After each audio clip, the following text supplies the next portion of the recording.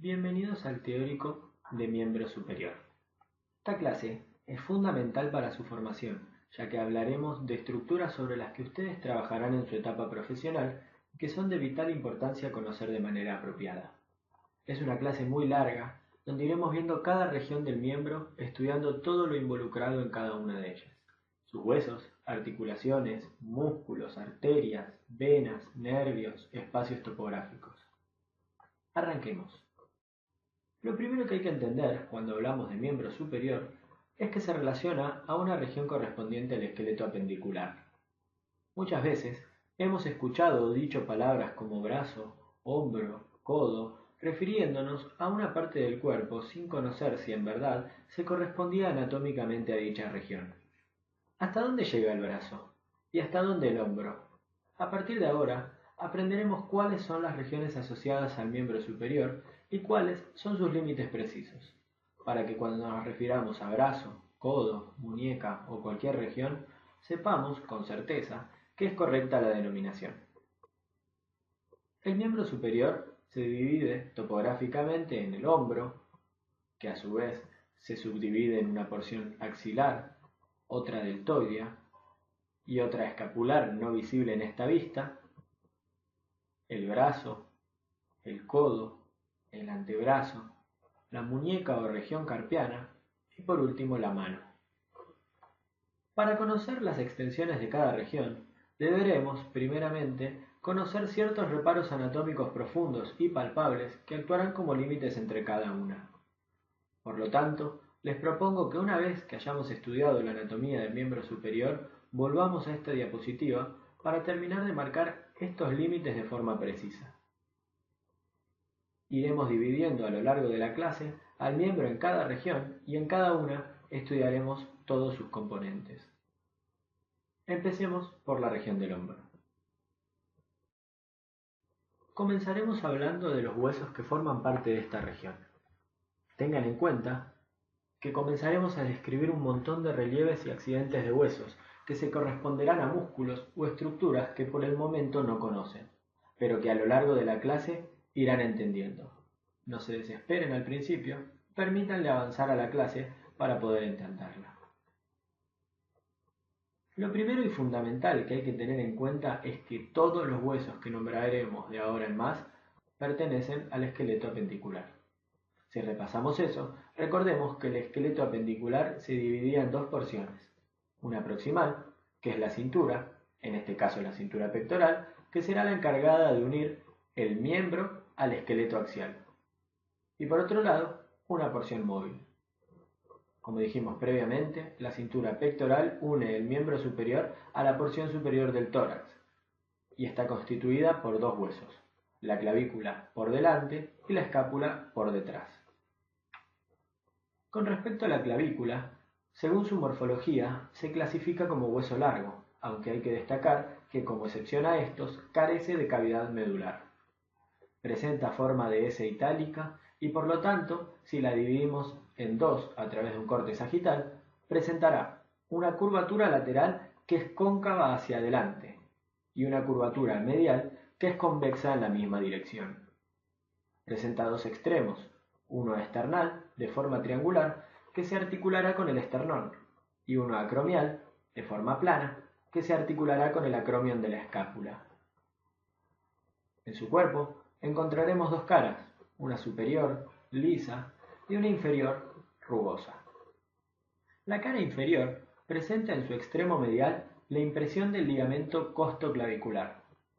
En su extremo lateral encontraremos la impresión de dos ligamentos, el ligamento conoideo medialmente y el ligamento trapezoideo lateralmente.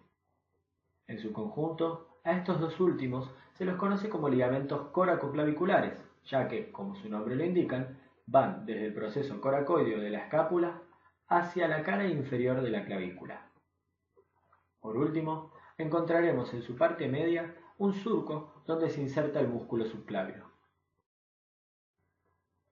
Con respecto a la escápula, antes llamada omóplato, podemos decir que es un hueso plano, de forma triangular, que se ubica en la región posterior, superior y lateral del tórax, relacionándose con las primeras 7 costillas. Presenta dos caras, 3 bordes y 3 ángulos. La cara anterior o costal posee una gran fosa, la fosa subescapular, donde se inserta el músculo homónimo.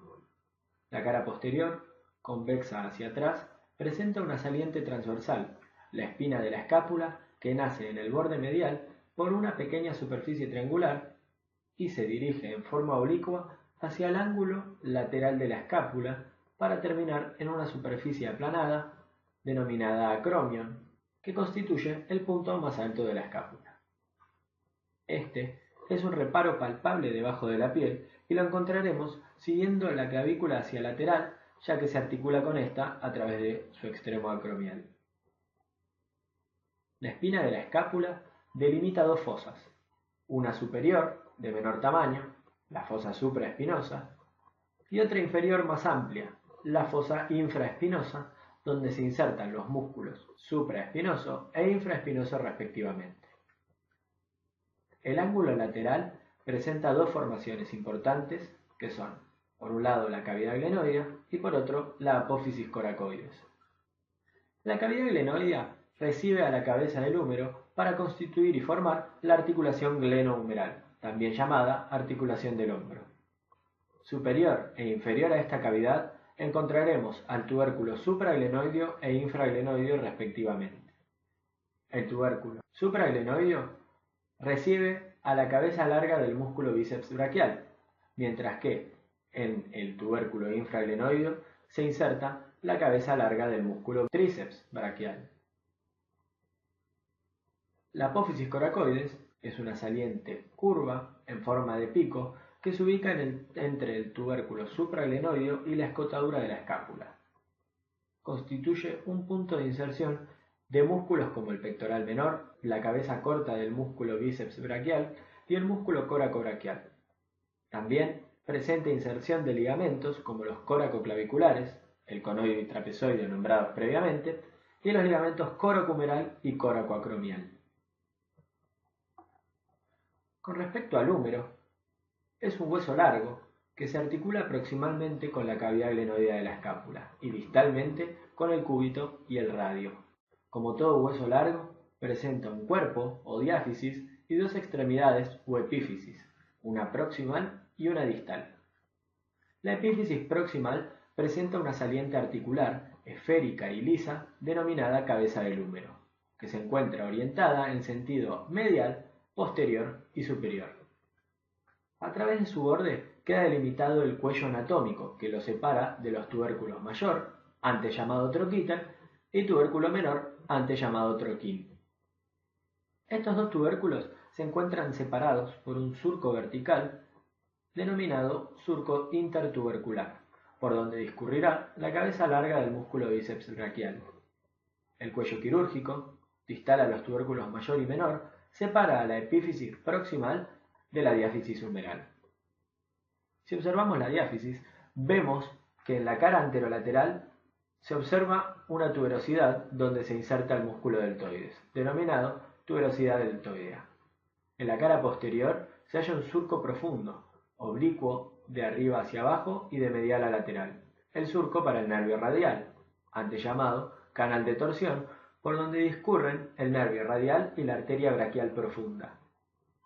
Por encima de este surco se inserta la cabeza lateral del músculo tríceps braquial y por debajo lo hace la cabeza medial del mismo músculo. El borde medial del hueso, más saliente en su parte inferior, da inserción al tabique intermuscular medial del brazo. Con respecto a la epífisis distal, presenta en su parte medial una polea articular, la tróclea, para articularse con el cúbito, mientras que en su parte lateral una saliente redondeada, el capítulo del húmero, para articularse con el radio.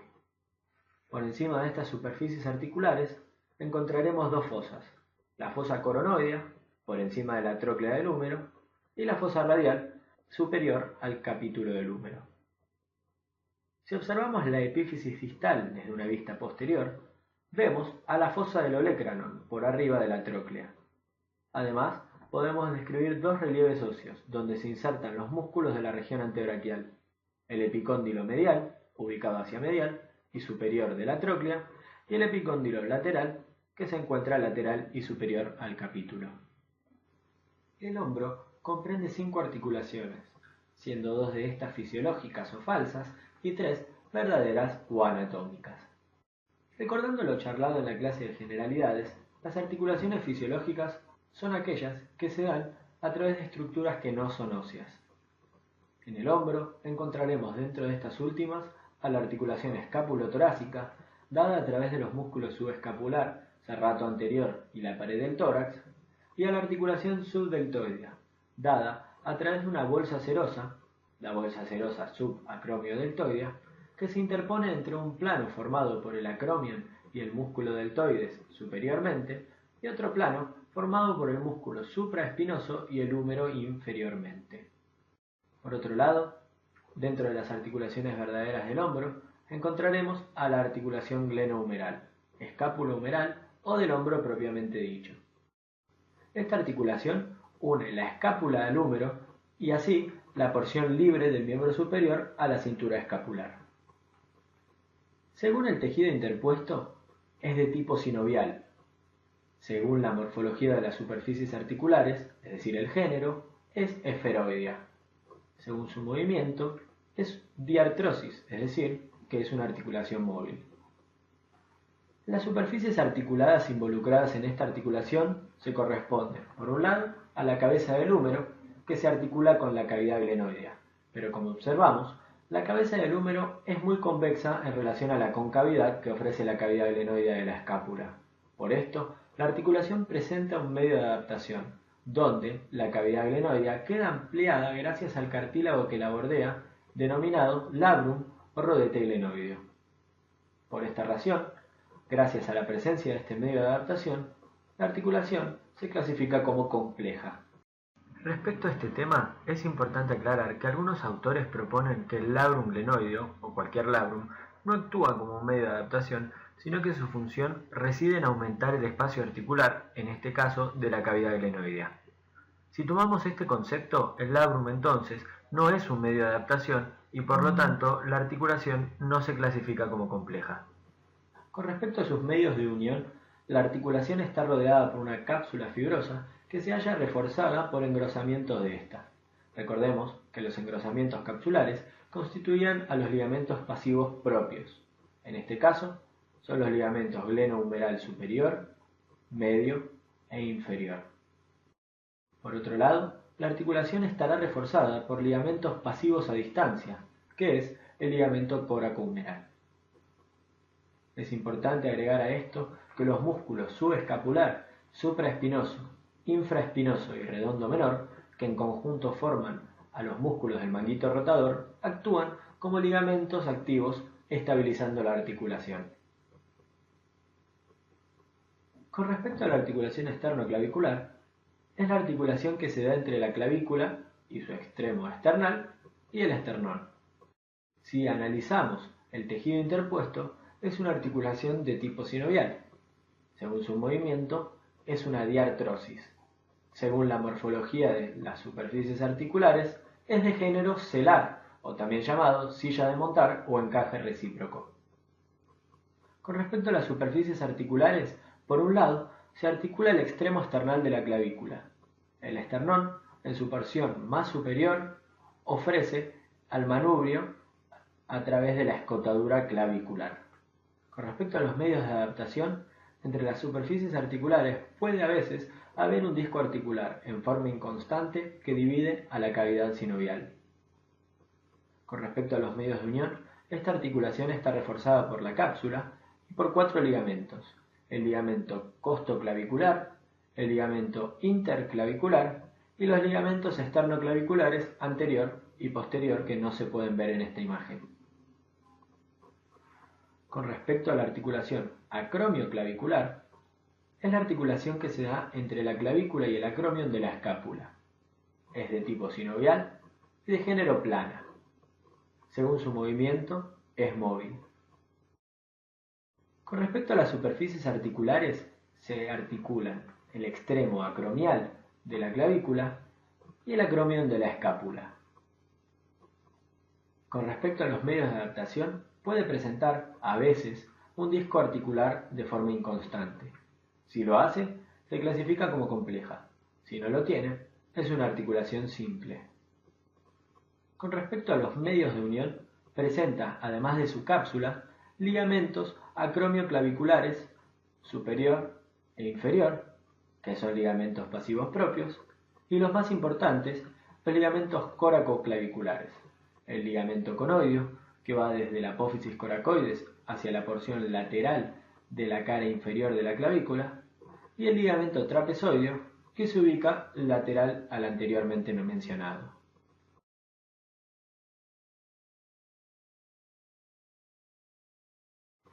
Con respecto a los músculos, cuando vamos a hablar de estos, encontramos varios criterios para clasificarlos. Nosotros usaremos uno de los tantos que encontraremos. Hablaremos en primera instancia de los músculos axioapendiculares anteriores, que, desglosando el nombre, son aquellos cuya función principal es reforzar y unir al esqueleto axial y el apendicular, para realizar movimientos en la cintura pectoral. El primero que encontraremos es el músculo pectoral mayor. Este se inserta proximalmente en la cara anterior de la mitad medial de la clavícula, la cara anterior del esternón y la aponeurosis del músculo oblicuo externo. Distalmente se inserta en el labio lateral del surco intertubercular del húmero. Está inervado por el nervio del pectoral lateral y el nervio pectoral medial, que en conjunto forman el asa pectoral. Su función principal es la de aducir y rotar medialmente el húmero.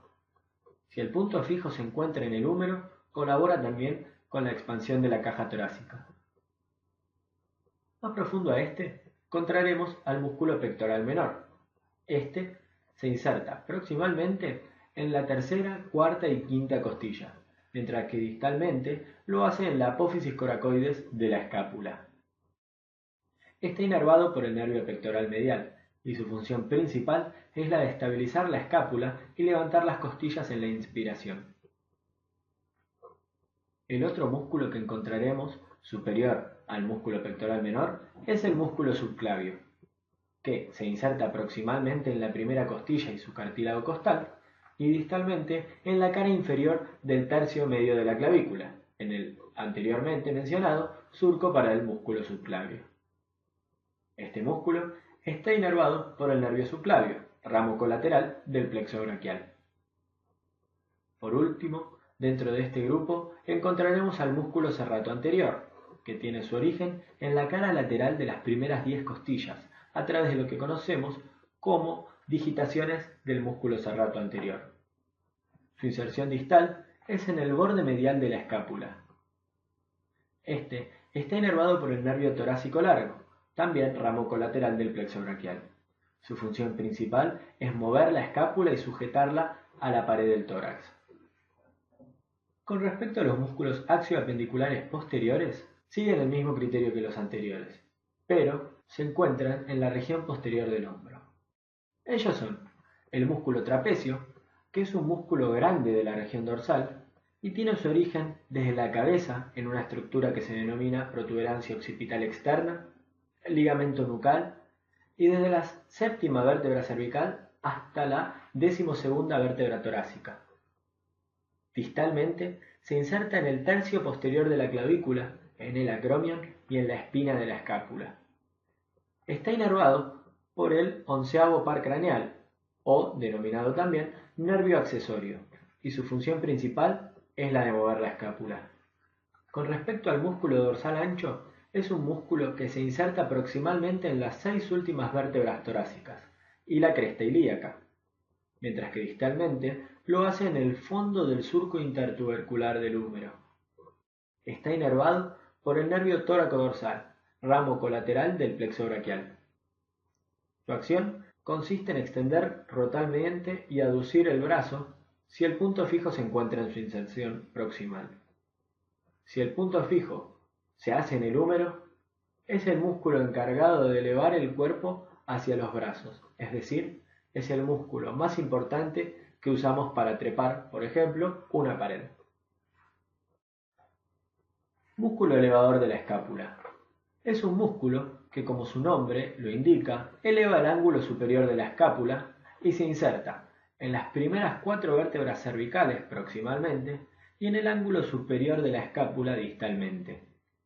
Está inervado por el nervio dorsal de la escápula, ramo colateral del plexo braquial. Romboides mayor y menor. Son músculos que se insertan proximalmente en la columna vertebral y distalmente en el borde medial de la escápula. El romboides menor, que se ubica superiormente, se inserta en la séptima vértebra cervical y la primera vértebra torácica, mientras que el romboides mayor lo hace desde la segunda hasta la quinta vértebra torácica. Ambos músculos están inervados por el nervio dorsal de la escápula. Otro gran grupo de músculos son los que conocemos como músculos escápulo-humerales. Estos, desde ya, tienen la particularidad de que unen o vinculan la escápula con el húmero y actúan sobre la articulación del hombro. Estos músculos son el deltoides, supraespinoso, infraespinoso, subescapular, redondo menor y redondo mayor. El músculo deltoides es un músculo que une la cintura escapular al húmero. Se inserta proximalmente al tercio lateral de la clavícula, al borde lateral del acromion y la espina de la escápula. Distalmente, a la tuberosidad deltoidea del húmero. Está inervado por el nervio axilar y entre sus funciones más importantes se encuentran la flexión del brazo a través de la porción más anterior del músculo, la abducción del brazo a través de su porción media y la colaboración en la extensión a través de la porción posterior del músculo. Con respecto al músculo subescapular, es el único músculo de los que forman parte del manguito rotador que se encuentra anterior a la escápula. Este se inserta en la fosa subescapular proximalmente y distalmente en el tubérculo menor del húmero. Es el único músculo que se inserta en el tubérculo menor y está inervado por los nervios subescapular superior e inferior, ambos ramos colaterales del plexo braquial. Su función consiste en rotar medialmente al brazo. El músculo supraespinoso es un músculo de la región posterior del hombro, que tiene su origen por encima de la espina de la escápula en la fosa supraespinosa. Se dirige hacia el brazo para insertarse en el tubérculo mayor del húmero. Está inervado por el nervio supraescapular, ramo colateral del plexo braquial, y su función principal es la abducción del brazo. También colabora en la rotación lateral del miembro, ya que, como dijimos previamente, forma parte de los músculos del manguito rotador. Con respecto al músculo infraespinoso, parte de la fosa infraespinosa de la escápula y se inserta distalmente en el tubérculo mayor del húmero. Al igual que el músculo anterior, está inervado por el nervio supraescapular y su función principal es la de rotar lateralmente el brazo. Forma parte de los músculos del manguito rotador. Músculo redondo menor. Es un músculo que se origina de la porción media del borde lateral de la escápula y distalmente se inserta en el tubérculo mayor del húmero. Está inervado por el nervio axilar, ramo terminal del plexo braquial, y como los anteriores, forma parte de los músculos del manguito rotador, siendo su principal función la de rotar lateralmente al brazo. Si analizamos al músculo redondo mayor, vamos a ver que este músculo se inserta proximalmente en el ángulo inferior de la escápula y distalmente en el labio medial del surco intertubercular. No forma parte de los músculos del manguito rotador y se encuentra inervado por el nervio subescapular inferior, ramo colateral del plexo braquial. Este músculo colabora en la aducción o acercamiento y rotación medial del brazo. Para comenzar a hablar de la inervación del miembro superior, es necesario hablar del plexo braquial, pero primero es importante entender desde dónde surgen los nervios que lo forman. Si vemos un corte transversal de una vértebra, podemos ver cómo ésta, a través de sus partes, forma un conducto que aloja a la médula espinal, denominado canal medular. Vemos cómo desde la porción anterior y posterior de la médula espinal salen raíces que luego se juntan. Estas raíces tienen la característica de ser puras. ¿Qué significa esto? Significa que llevan información exclusivamente motora. En el caso de las raíces anteriores, o información exclusivamente sensitiva, como sucede en el caso de las raíces posteriores. Una vez que estas raíces confluyen, forman un nervio mixto, es decir, que contiene tanto información motora como sensitiva, denominado nervio espinal.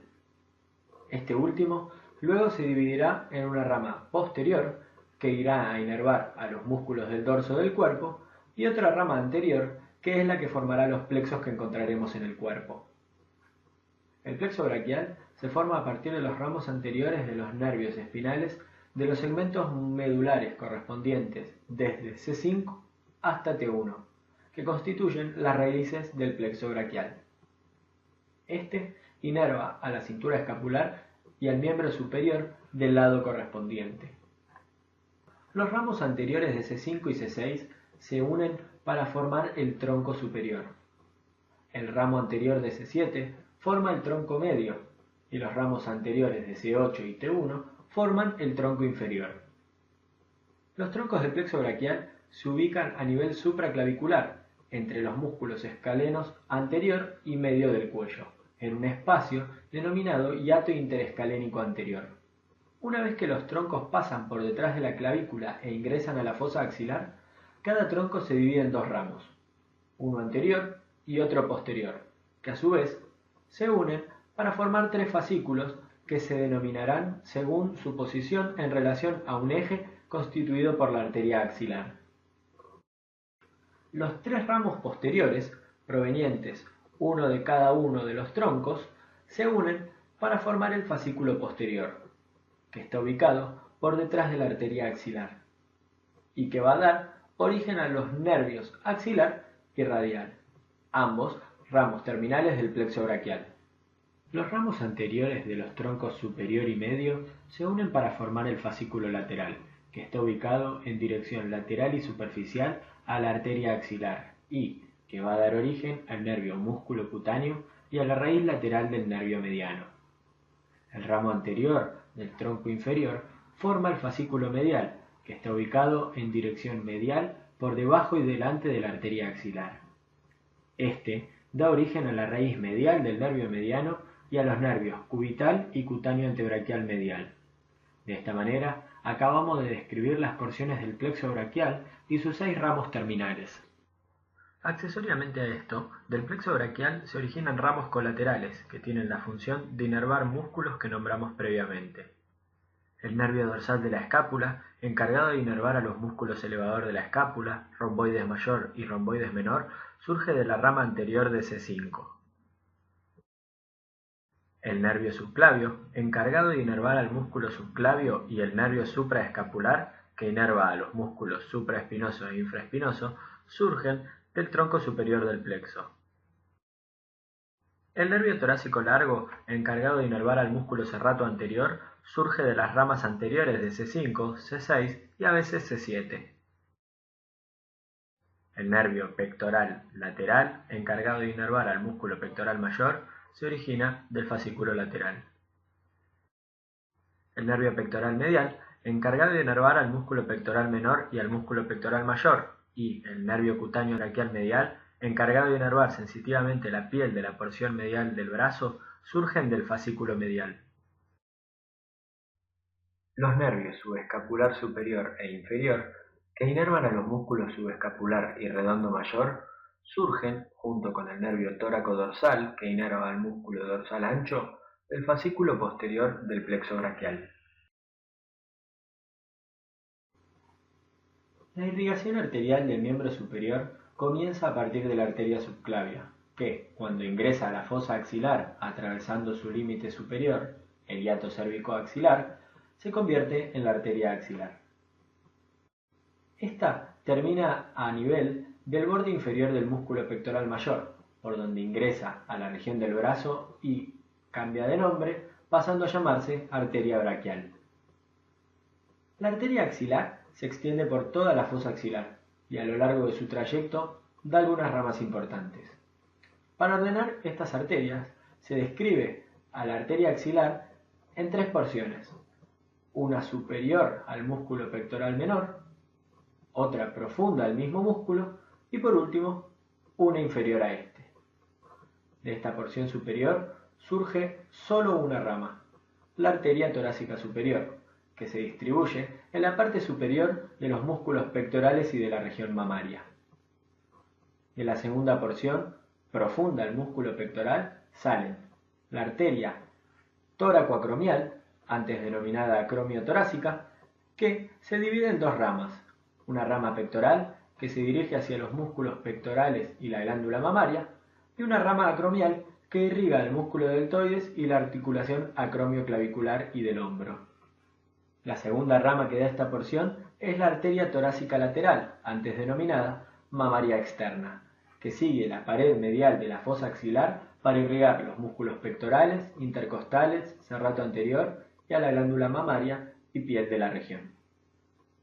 Inferior al músculo pectoral menor, en la tercera porción, vemos la emergencia de la arteria subescapular, que también se divide en dos ramas, la arteria tóraco-dorsal y la arteria circunfleja escapular, para irrigar a los músculos subescapular, dorsal ancho y redondo mayor. Por otro lado, vemos la emergencia de la arteria circunfleja humeral anterior, que se origina desde la cara lateral de la arteria y se extiende por la parte anterior del cuello quirúrgico del húmero, dividiéndose a nivel del surco intertubercular para irrigar la articulación del hombro y el músculo deltoides. Finalmente, se anastomosa con la siguiente arteria que veremos emerger, que es la arteria circunfleja humeral posterior. Esta nace desde la cara posterior de la arteria axilar, atraviesa el espacio axilar lateral y después de irrigar al músculo deltoides se anastomosa con la arteria circunfleja humeral anterior. En toda su extensión, la arteria axilar está acompañada por la vena axilar, para luego quedar medial a ella. Una vez que ésta atraviesa al borde inferior del músculo pectoral mayor, como dijimos previamente, se continúa como arteria braquial o, lo que es lo mismo, arteria humeral. Con respecto al drenaje linfático del miembro superior, como mencionamos en la clase de generalidades, son vasos que en general son paralelos al sistema venoso. Esto significa que también encontramos un sistema linfático superficial y otro profundo. El drenaje linfático superficial recoge la linfa de la piel y tejido subcutáneo y la conducen a la raíz del miembro. A nivel de la mano y los dedos se forma una red muy densa a nivel de la cara palmar.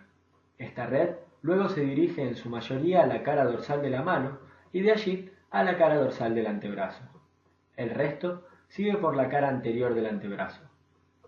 A nivel del codo encontraremos a los nodos linfáticos supratrocleares, 3 o 4 centímetros superiores al epicóndilo medial, en íntimo contacto con la vena basílica y el nervio cutáneo antebraquial medial.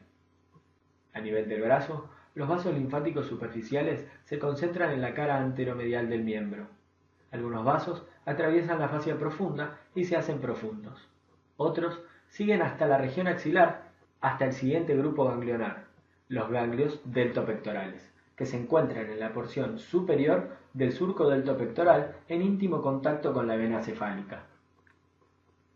Respecto a la red linfática profunda, los vasos del miembro superior, específicamente de la región de la mano, antebrazo y brazo, serán satélites del sistema venoso profundo, haciendo escalos por ganglios periféricos pequeños. Todos estos vasos llegarán a un grupo de nodos linfáticos que se encuentran dentro de los nodos linfáticos axilares, el grupo de nodos linfáticos braquiales. Los nodos linfáticos axilares se disponen en 5 grupos. El grupo de nodos linfáticos braquiales, que como mencionamos previamente reciben casi la totalidad de la linfa del miembro superior.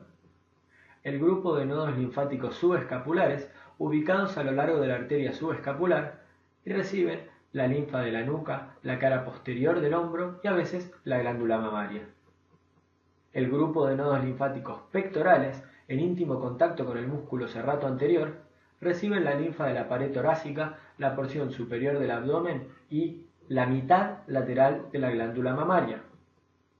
Por otro lado, encontramos al grupo de nodos linfáticos centrales, ubicados en el centro de la fosa axilar, entre el tejido adiposo de la misma. Este grupo recibe la linfa proveniente de los grupos anteriores, es decir, de los nodos linfáticos braquiales, subescapulares y pectorales. A partir de allí, se dirigen a los nodos linfáticos apicales, que se encuentran en el límite superior de la fosa axilar y reciben la linfa de todos los nodos linfáticos axilares y también del cuadrante superolateral de la mama.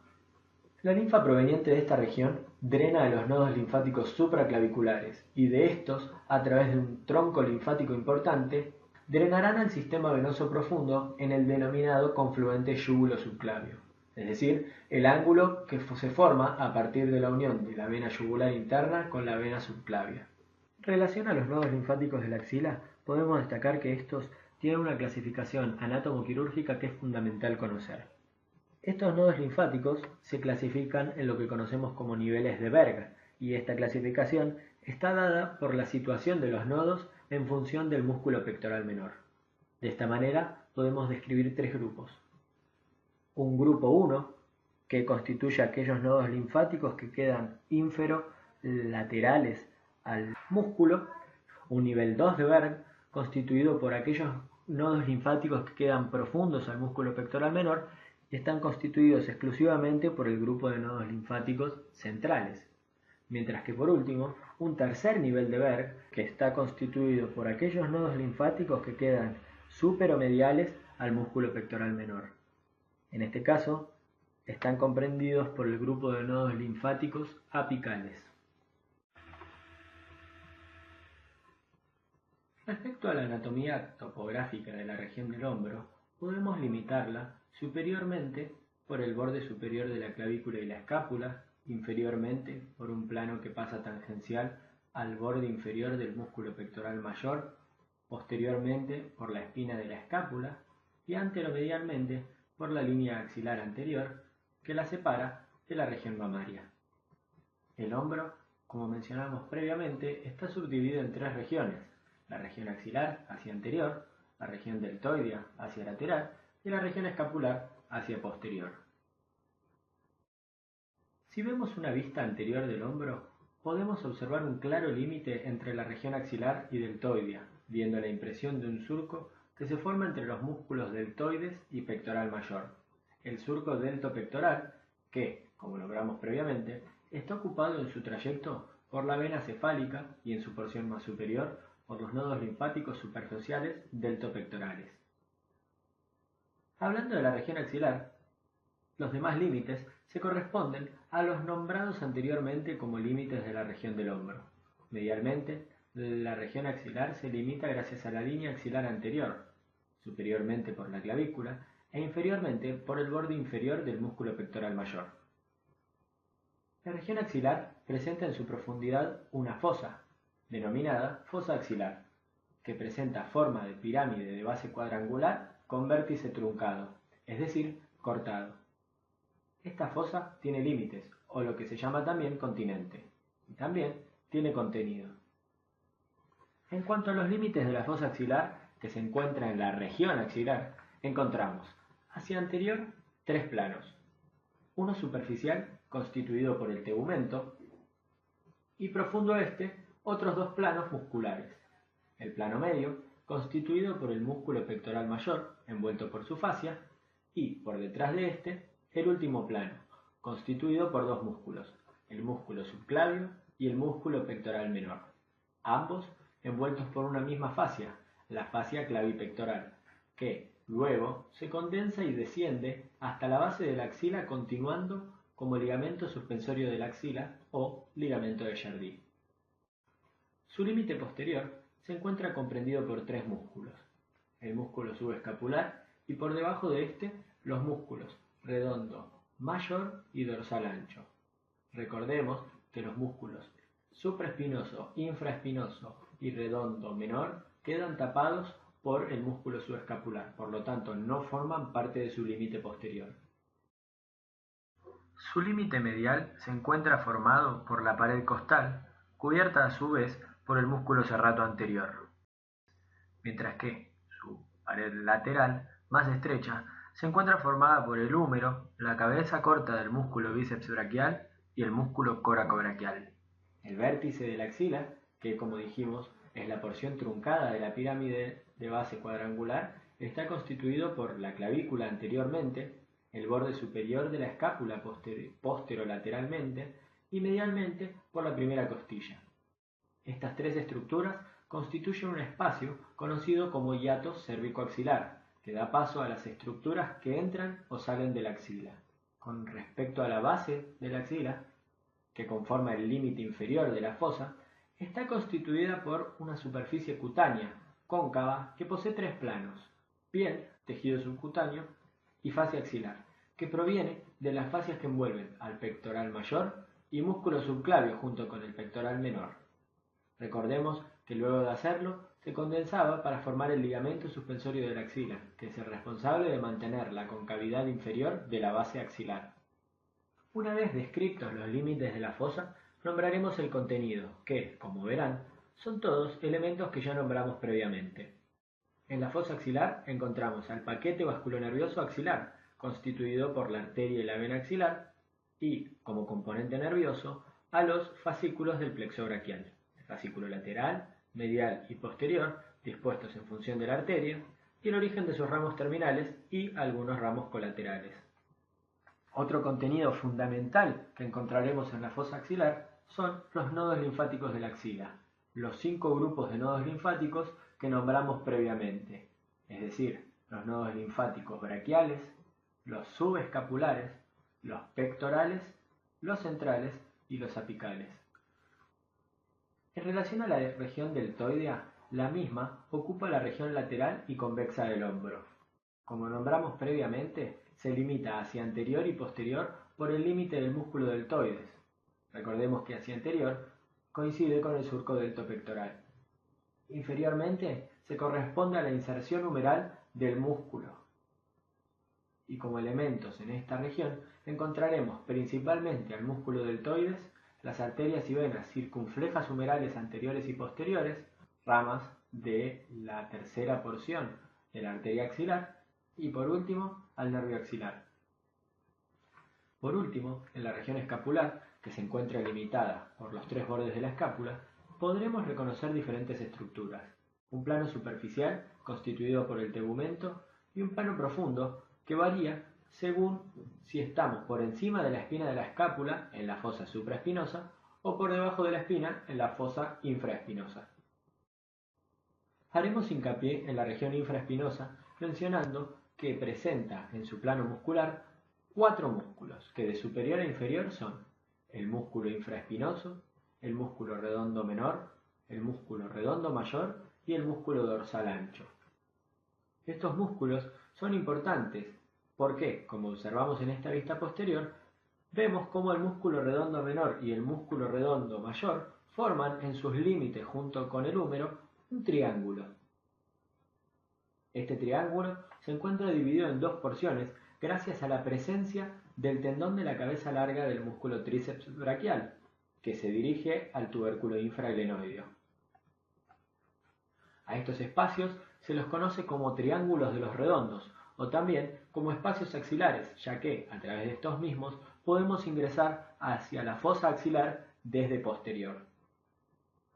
De esta manera, vemos cómo se forma un espacio medial, denominado triángulo homotricipital, y uno lateral, con forma de cuadrado, denominado cuadrilátero húmero-tricipital. Si observamos los límites del triángulo homotricipital, vemos que superiormente se encuentra limitado por el borde inferior del músculo redondo menor e inferiormente por el borde superior del músculo redondo mayor. Lateralmente por el borde medial del tendón de la cabeza larga del tríceps braquial. Este espacio es atravesado por una arteria, rama de la arteria subescapular denominada arteria circunfleja de la escápula. En relación al cuadrilátero húmero-tricipital, como su nombre lo indica, lateralmente se encuentra limitado por el húmero, mientras que medialmente por el borde lateral del tendón de la cabeza larga del músculo tríceps braquial. Superior e inferiormente se encuentran delimitados por el músculo redondo menor y redondo mayor, respectivamente. Este cuadrilátero se encuentra atravesado por la arteria circunfleja humeral posterior y por el nervio axilar. Otro triángulo que se suele describir junto con los anteriores es el denominado triángulo húmero-tricipital. Este Tiene como límite superior al músculo redondo mayor y como límites lateral y medial al húmero y la cabeza larga del tríceps respectivamente. Cabe destacar que este espacio no es atravesado por ninguna estructura, pero, si se expone, muestra cómo la arteria braquial profunda, junto con el nervio radial, pasan por el surco del nervio radial o canal de torsión del húmero.